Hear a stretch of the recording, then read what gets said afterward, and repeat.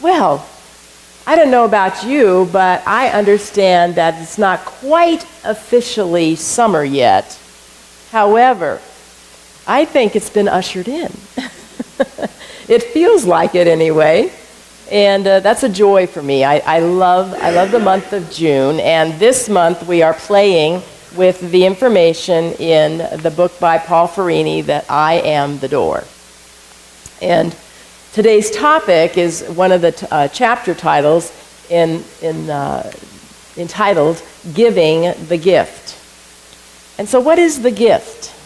You know, what was that gift that we are to give?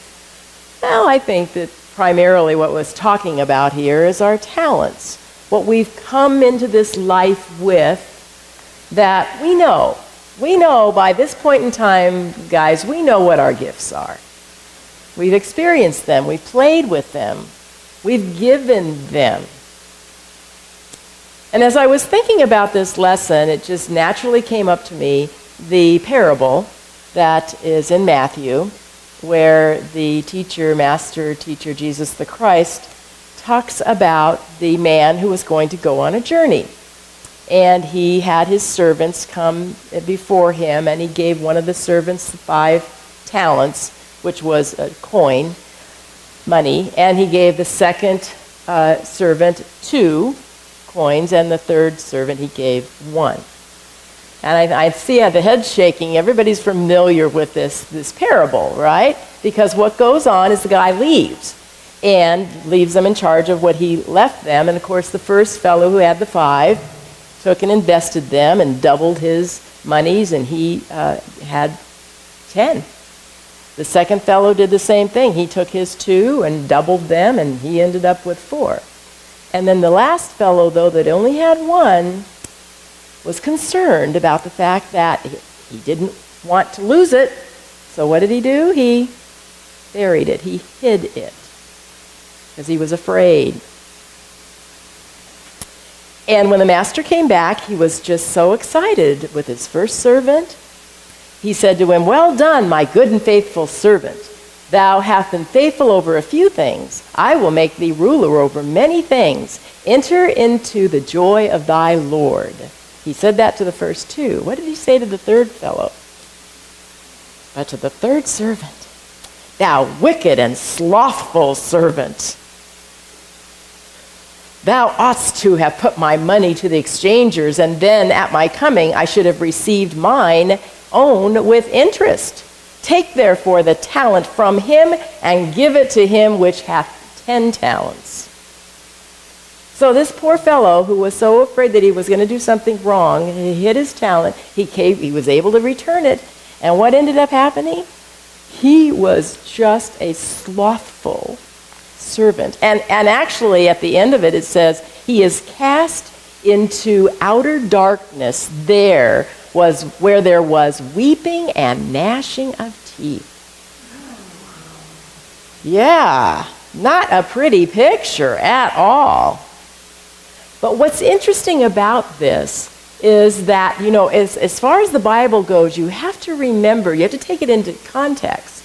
You can't just take one little section. You have to know what comes before it and what comes after it. Well, what comes before this parable? The very first thing that the master teacher says at the beginning of this parable, it says,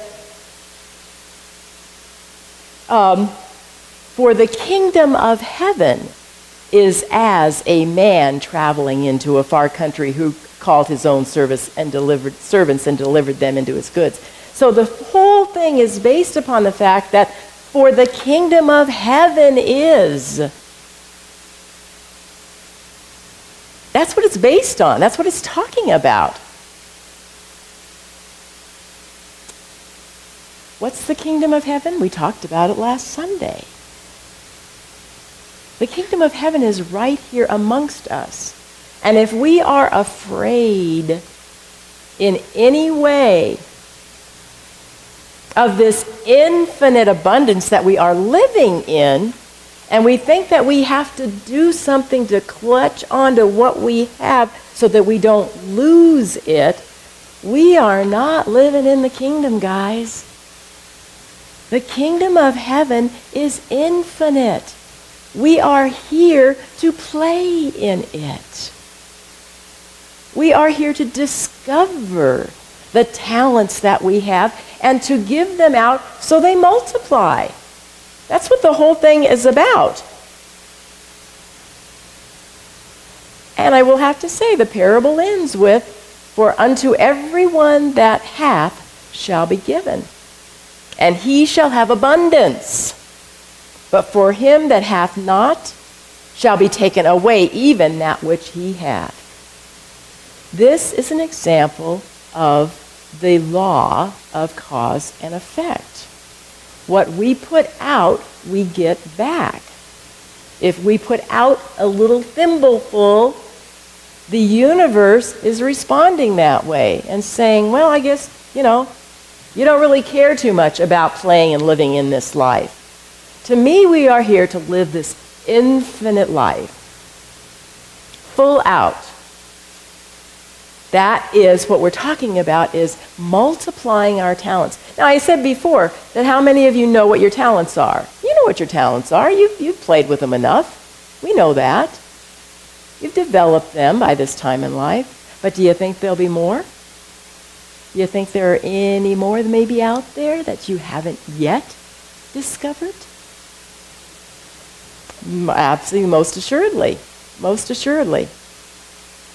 You see, the kingdom of heaven to me is recognizing that not only am I living in this opulent abundance, but that everything is well. All is well. No matter what the appearance looks like, we are not here to be afraid. We are not here to be scaredy cats. If we are not living in the kingdom. We have placed ourselves in a hellhole where there's gnashing of teeth.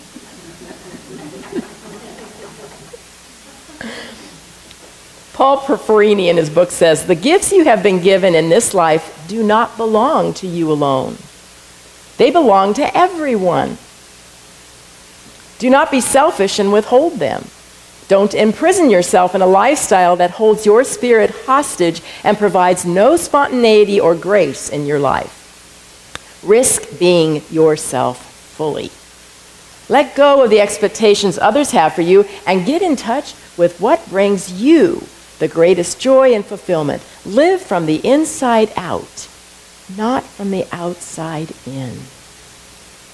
How many times do we get caught up in living from the outside in?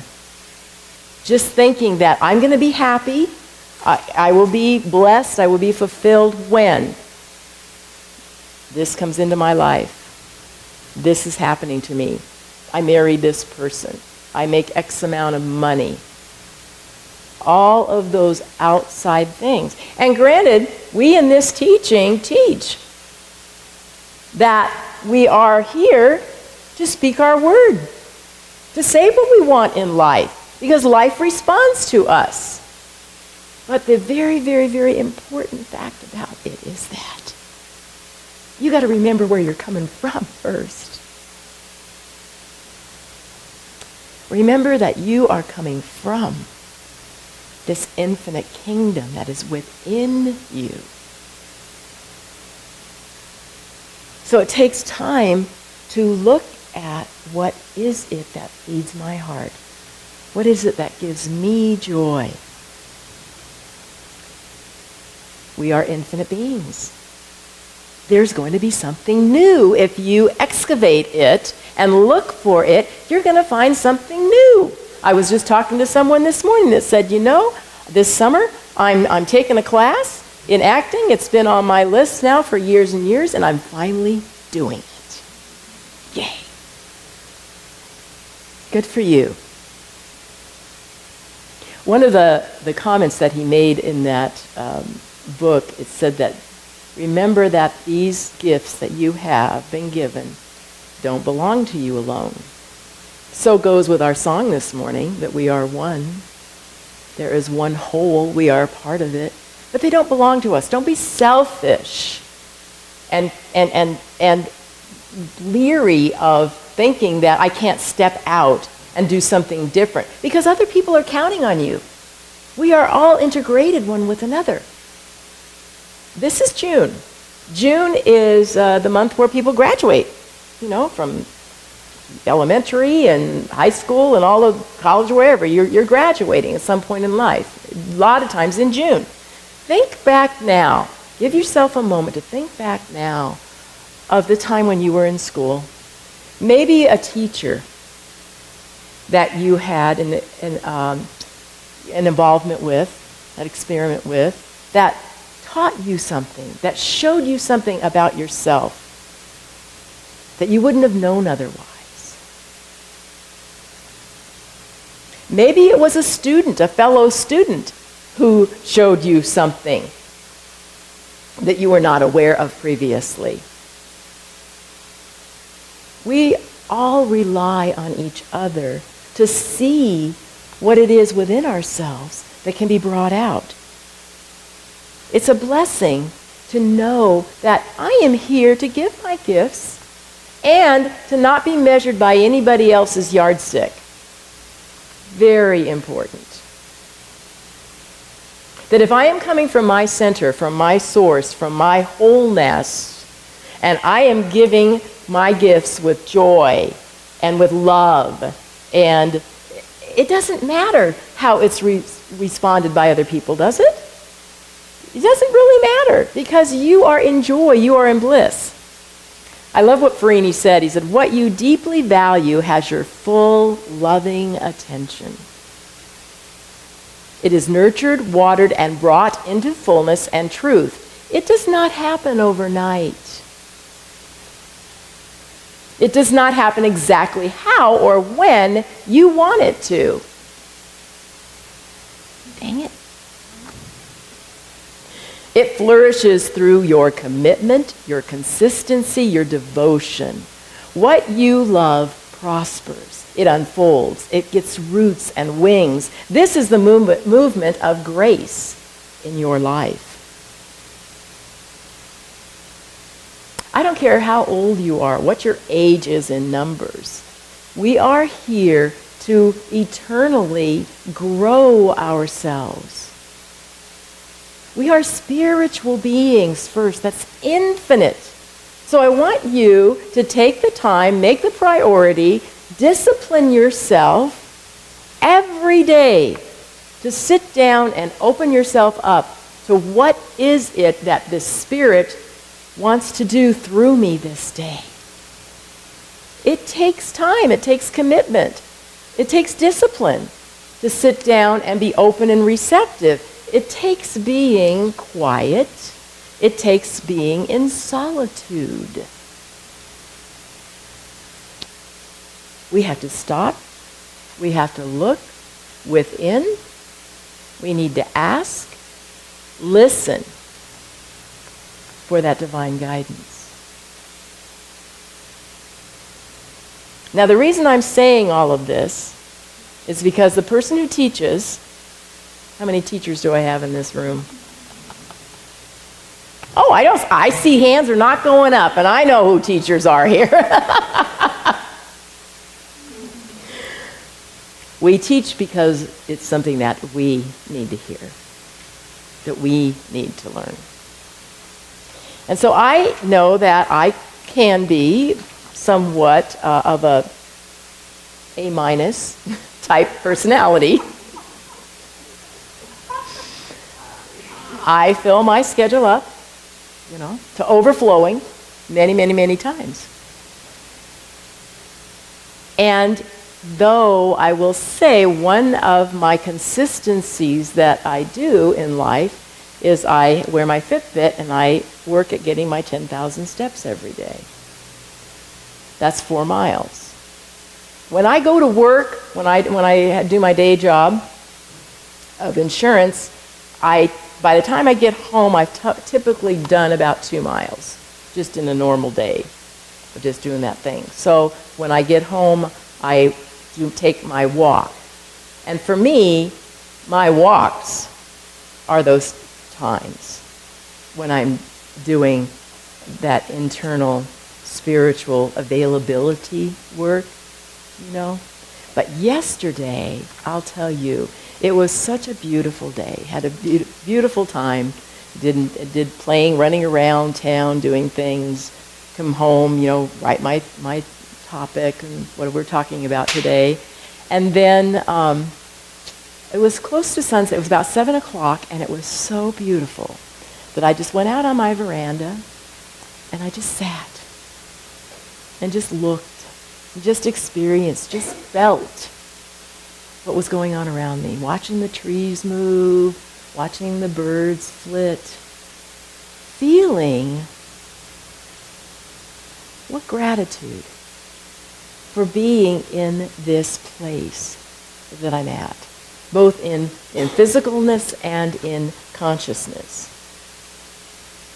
And just being grateful that God is working through me in whatever way I am. It's interesting, as I'm reading the book, he gives this great example of breathing. How many times do we breathe a day? Do you realize that there are 3 steps to breathing? See, I've always thought there's 2. You breathe in, you breathe out. There's a space in the middle. There's a pause in the middle between the breathing in and the breathing out. There's a pause where you actually assimilate and take in the energy to be able to use it before you expel again. I want you to think about that today. To think about how many times am I breathing and panting? Not giving myself the opportunity to sit and really take in that pause, to assimilate the energy that I have asked for. I wanted to tell you, it was very interesting. Something has been telling me, I've been listening, it's time to look at your vision again. How many have you got visions in your life? How many people, I want to see hands now, how many people have a vision that they're working with? Perfect. Well, mine was telling me it's time to up the ante on your vision. You've got to dust it off, you've got to shake it up. Well, what is it about? So I went into my computer and I pulled up the different visions that I've written during the years to just kind of look at it and so forth. And it was amazing to me because I really stepped up doing a vision for this church when we realized that we were being asked to leave our last facility and that we had a month to be someplace else. And we did find an interim place. But it was in 13 and in 14 when we were developing our way to be in this facility here. And so I was into those visions. Oh my gosh, I had a vision every month. I was changing it up. And I went through, and in 13, every month, the vision was tweaked just a little bit. In 14, it was tweaked just a little bit. Until we moved in here in November of 14. Well, what shocked me, though, I want to read you the vision that I wrote in 2012. Way before we were told that we needed to exit that last facility. The vision for 2012 for the Alpine Church of Spiritual Living says, I see us in our own church home that we utilize throughout the week for various activities and events that support us and the community. I see the room each Sunday filled to capacity and overflowing with people of all shapes and sizes, all backgrounds and ethnicities. I see the people full of enthusiasm, laughter, and love. I see them reaching out to one another, giving and sharing support and encouragement one with another. I see a natural revealing of leaders who are willing and able to take on organizational tasks. I see active committees working toward common goals, providing positive roles within ACSL and extending outward to the community at large. I see people eager to learn by attending classes and enriching their lives by putting the spiritual truths taught here into practical experiences in their everyday lives. I see the people learning that as we give, so shall we receive. And I see a community rich with both giving and receiving of their time, talent, and treasure. A community experiencing unlimited possibilities. I see parents bringing their children, as there is a vibrant, alive educational children's church school and programs offered to the older children and teens. I see all this and much, much more for the Alpine Church of Spiritual Living. A lot of that has come to fruition. It wasn't overnight. A lot of this is in God's time. Do you want to hear what my vision for my minister was at that time, for myself? I am a dynamic, inspirational, powerful speaker. I am a leader who brings out the best in those around me. I lead by example and am involved with the board and congregation. As a full-time minister, I am now safe, secure, and free in learning, growing, sharing, and shining my light of love, joy, gaiety, and wisdom, and am experiencing increase in my income and congregation as we all have fun playing in life. And so it is. That's still a good one. And my full-time ministry next year. As far as I'm aware, it'll be next year. Our lives are infinitely unfolding. We are here to discover and give and play with our talents. Just because you're retired doesn't mean you're retired from life. If you are still here on this earth plane, you're here to discover how much more you can share and play with the talents that you have. What is the vision for your life today? You might want to review it. You might want to ask if it is open enough. Am I available for Spirit to use me with and give me an unlimited, infinite life right here, right now? I'm asking you to go within, check in with that infinite guidance that you have always, and see what's up for it. And then take the steps to do what need to be done that comes up in your awareness. That's all we're asking. Give and it shall be given. You don't want to be that slothful servant. Happy Sunday. Blessings. Namaste.